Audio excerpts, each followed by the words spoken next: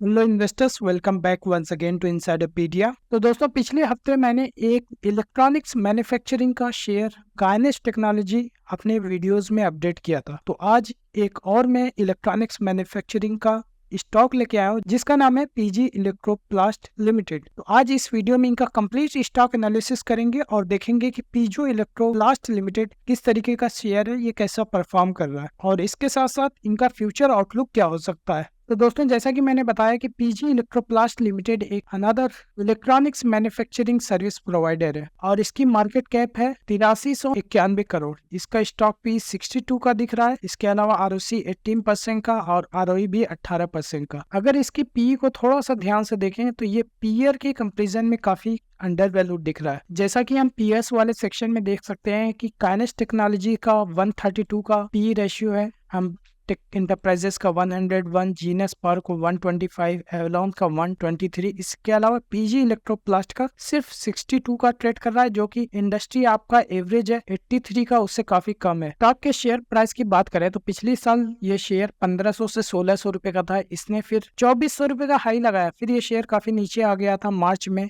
1500 के आसपास ट्रेड कर रहा था, फिर ये अभी नया हाई लगाता हुआ 3215 रुपए का आसपास ट्रेड कर रहा है। फाइनेंशियल ट्रैक रिकॉर्ड की बात करें तो कंपनी का सेल्स ऑफ प्रॉफिट जबरदस्त ग्रोथ हुई है। 2021 में जो 700 करोड़ की रेवेन्यू थी वो बढ़ करके 2022 में 1112 करोड़ की हुई, 2023 में 2160 करोड़, 2024 में फिर 30% के आसपास की ग्रोथ दिख रही है और ये 2746 करोड़ की रेवेन्यू रिपोर्ट किया। इसी के साथ साथ नेट प्रॉफिट जो 2021 में 12 करोड़ का था वो बढ़ करके 2022 में 37 करोड़ का हुआ, 2023 में 77 करोड़ का हुआ और 2024 में 135 करोड़ का जबरदस्त ट्रैक रिकॉर्ड रहा है। इसी के अलावा ऑपरेटिंग प्रॉफिट मार्जिन जो 8% का हुआ करता था लास्ट फाइनेंशियल ईयर में 10% का दिख रहा है, जो कि काफी अच्छा है। क्वार्टरली परफॉर्मेंस पे जरा नजर डालें तो यहाँ पे देख सकते हैं कि थोड़ा सा बिजनेस में सीजनैलिटी है। वो इसलिए कि यहाँ पे मार्च का क्वार्टर देख सकते हैं कि 514 करोड़ का, फिर ये सितंबर में काफी कम हो गया, फिर यहाँ पे मार्च में जबरदस्त, फिर जून में ये थोड़ा सा कम दिख रहा है, फिर यहाँ पे मार्च में जबरदस्त दिख रहा है। थोड़ा ध्यान से देखें तो मार्च का क्वार्टर इनका सबसे बेस्ट जाता है। यहाँ पे मार्च 2023 में भी 800 करोड़ का रेवेन्यू, फिर ये मार्च 2024 में भी 1077 करोड़ का रेवेन्यू। तो इसको हमेशा ईयर ऑन ईयर बेसिस पे देखना चाहिए। जैसा कि मार्च 2023 में ये 828 करोड़ था, फिर ये मार्च 2024 में बढ़ करके 1077 करोड़, अच्छी खासी जंप। इसी के अलावा नेट प्रॉफिट जो 40 करोड़ का था वो बढ़ करके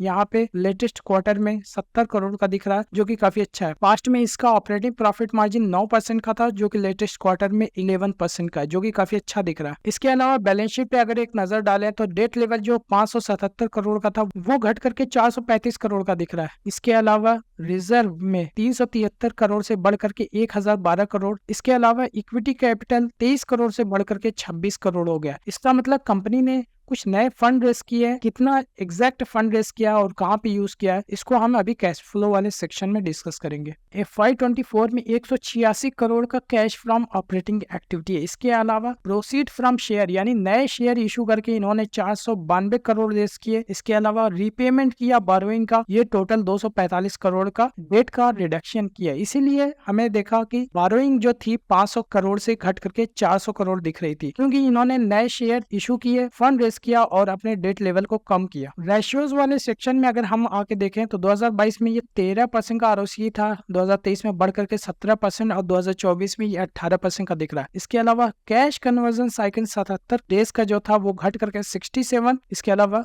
अभी घट करके 56 डेज का हो गया, यानी काफी अच्छी इंप्रूवमेंट हुई है इनकी वर्किंग कैपिटल साइकिल में। शेयर होल्डिंग पैटर्न पे अगर थोड़े नजर डालें तो प्रमोटर्स की 53.7 जो कि पिछले क्वार्टर से ऑलमोस्ट कांस्टेंट है। एफआईएस की थोड़ा सा बड़ी हुई है 11.02। इसी के साथ डीआईएस की थोड़ा सा कम हुई है जो कि 12% था, अभी 10.94। इसी के अलावा पब्लिक की शेयर होल्डिंग भी थोड़ा सा बड़ी है, मोर और लेस सिमिलर है, लेकिन थोड़ा सा पब्लिक की होल्डिंग इसमें बढ़ी हुई है। इसी के अलावा total number of share holder जो 17,837 थे वो बढ़ करके 20,678 हो गए हैं। तो दोस्तों, अभी तक हमने देखा कि पीजी इलेक्ट्रोप्लास्ट का फाइनेंशियल ट्रैक रिकॉर्ड कैसा रहा। तो अब आगे हम इस वीडियो में डिस्कस करेंगे कि इनका मैनेजमेंट से जो डिस्कशन हुआ उसमें क्या क्या डिटेल्स मिली और साथ ही साथ इनका ओवरऑल बिजनेस किस तरीके से चल रहा है, फ्यूचर का क्या आउटलुक हो सकता है। तो वो जब हम मैनेजमेंट की कमेंट्री को स्टडी करेंगे तब और ज्यादा इस बिजनेस के बारे में जान पाएंगे। चलिए अब हम मैनेजमेंट मैनेजमेंट की कमेंट्री को थोड़ा स्टडी करते हैं। जैसा कि मैंने बैलेंस शीट वाले सेक्शन में आपको दिखाया था कि कंपनी ने डीलीवरेजिंग की है, फंड रेस किया है, और इन्होंने जो फंड रेस किया है ये QIP के थ्रू फंड रेस किया है ताकि अपनी ग्रोथ फेज में इन्वेस्ट कर सके।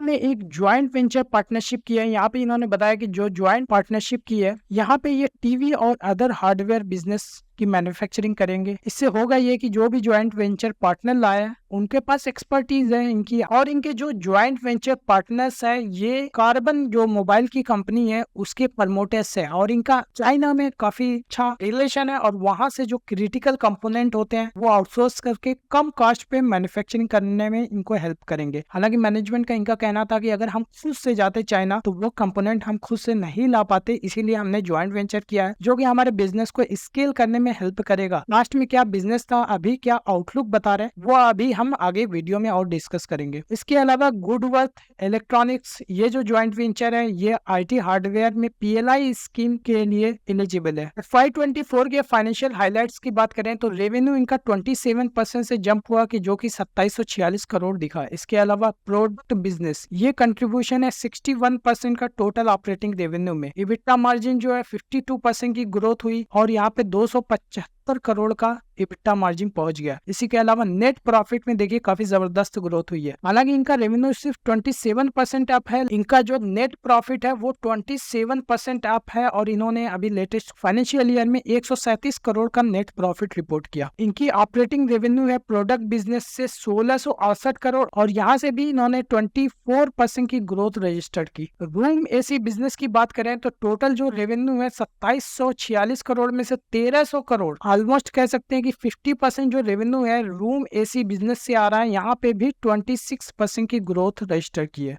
इसके अलावा इनका जो बिजनेस है वॉशिंग मशीन यहाँ से भी 20% की ग्रोथ हुई है। इसके अलावा FY24 का भी इन्होंने प्रोजेक्शन करके बताया कि पीजो इलेक्ट्रोप्लास्ट यानी इनका जो कंसोलिडेट नंबर होगा 3400 करोड़ के आसपास इनकी रेवेन्यू आ सकती है FY25 में। इसके अलावा गुडवर्थ इलेक्ट्रॉनिक जो इनका ज्वाइंट वेंचर है यहाँ से 1600 करोड़ की रेवेन्यू, और टोटल जो इनका ज्वाइंट वेंचर इंक्लूडिंग ये पेरेंट कंपनी टोटल 4000 करोड़ का रेवेन्यू अचीव कर सकते हैं। 46% की ग्रोथ ओवर FY24 अचीव कर सकते हैं। लेकिन दोस्तों हमें तो बस इससे मतलब होना चाहिए क्योंकि हम सिर्फ PG इलेक्ट्रोप्लास्ट में इन्वेस्ट कर रहे हैं, तो हमारी जो एक्सपेक्टेशन होनी चाहिए कि 3400 करोड़ का जो इन्होंने प्रॉमिस किया वो कितना डिलीवर कर पाते हैं। इसके अलावा कंसोलिडेटेड नेट प्रॉफिट का जो इन्होंने गाइडेंस दिया ये 200 करोड़ का दिया है, जो कि 46% ग्रोथ का इन्होंने गाइडेंस दिया, जो कि काफी हाई नंबर है। क्योंकि अगर इनका रेवेन्यू देखें तो अभी 2700 करोड़ के आसपास है, 3400 करोड़ होता है तो 25-26% की ग्रोथ होगी, और यहाँ पे नेट प्रॉफिट का 46% ग्रोथ। ऐसा क्यों है जिसको हम आगे समझेंगे। सेल्स में सिर्फ 25% की ग्रोथ और नेट प्रॉफिट में 46% की ग्रोथ कहां से आ रही है। इसके अलावा प्रोडक्ट बिजनेस की ग्रोथ में 44% की ग्रोथ एक्सपेक्ट कर रहे हैं, जो कि करंट फाइनेंशियल ईयर में 1668 करोड़ थी, ये बता रहे हैं कि FY25 में 2400 करोड़ तक हो सकती है। तो दोस्तों PG इलेक्ट्रोप्लास्ट पे हम आगे डिस्कशन करेंगे, लेकिन उससे पहले बताना चाहूंगा कि हमारा जो एक पेड टेलीग्राम चैनल है जिसमें मैं टाइमली बेसिस पे क्या शेयर बाय करना है, कब सेल करना है, कौन से फंडामेंटली स्ट्रॉन्ग शेयर अभी मार्केट में अच्छा परफॉर्म कर रहे हैं, ये सारी अपडेट्स मैं वहां पे देता रहता हूं। अगर आप इंटरेस्टेड हैं तो लिंक डिस्क्रिप्शन बॉक्स में दिया हुआ है, इसको जरूर चेकआउट करें। नाउ बैक टू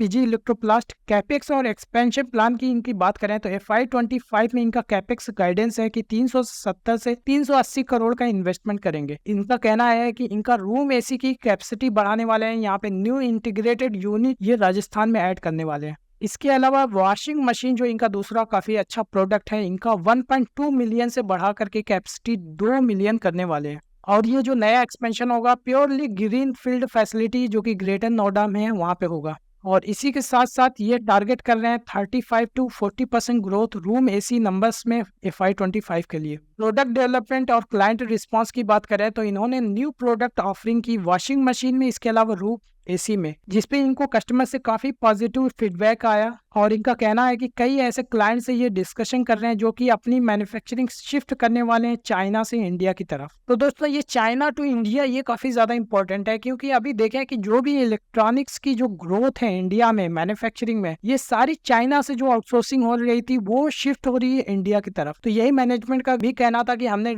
अभी नए क्लाइंट से जो डिस्कशन किया तो वहाँ भी यही देखने को मिला कि वो हमारे क्लाइंट्स जो है चाइना से अभी मैन्युफैक्चरिंग अभी शिफ्ट कर रहे हैं इंडिया की तरफ। इसके अलावा जो इनके एग्जिस्टिंग क्लाइंट्स हैं इनसे भी अपना रिलेशनशिप स्ट्रॉन्ग कर रहे हैं। तो दोस्तों चाइना से इंडिया की तरफ मैन्युफैक्चरिंग तो शिफ्ट हो रही है, लेकिन यहाँ पे गवर्नमेंट, खास करके हमारे इंडियन गवर्नमेंट का काफी बड़ा कंट्रीब्यूशन है, क्योंकि यहाँ पे गवर्नमेंट ने PLI स्कीम इंट्रोड्यूस की थी और इस वजह से यहाँ पे मैन्युफैक्चरिंग, मेक इन इंडिया और make in India for the world, इस तरह की जो टर्मिनोलॉजीज हमारी करंट गवर्नमेंट भी कर रही है, तो यहाँ पे काफी अच्छे इंसेंटिव दिए, इस वजह से मैन्युफैक्चरिंग और भी बूस्ट करी है। तो ये पर्टिकुलर कंपनी को रिसीव हुआ PLI से इंसेंटिव FY24 में इनको 15 करोड़ रुपए का इंसेंटिव मिला। मतलब कि 176 करोड़ का जो प्रॉफिट बिफोर टैक्स है, यहाँ पे PLI स्कीम का इंसेंटिव जो 15 करोड़ है वो भी एडेड है। इसके अलावा FY25 में भी इनको 30 करोड़ रुपए तक का इंसेंटिव मिल सकता है। एडिशनल इंसेंटिव गवर्नमेंट से मिलेगा, वो भी स्टेट की, यहाँ पे भी 35 से 40 करोड़ इंसेंटिव मिल सकता है। इसके हिसाब से FY25 में टोटल इंसेंटिव 65 करोड़ का हो सकता है। तो दोस्तों इन्होंने जो कंसोलिडेटेड नेट गाइडेंस दिया है 200 करोड़ का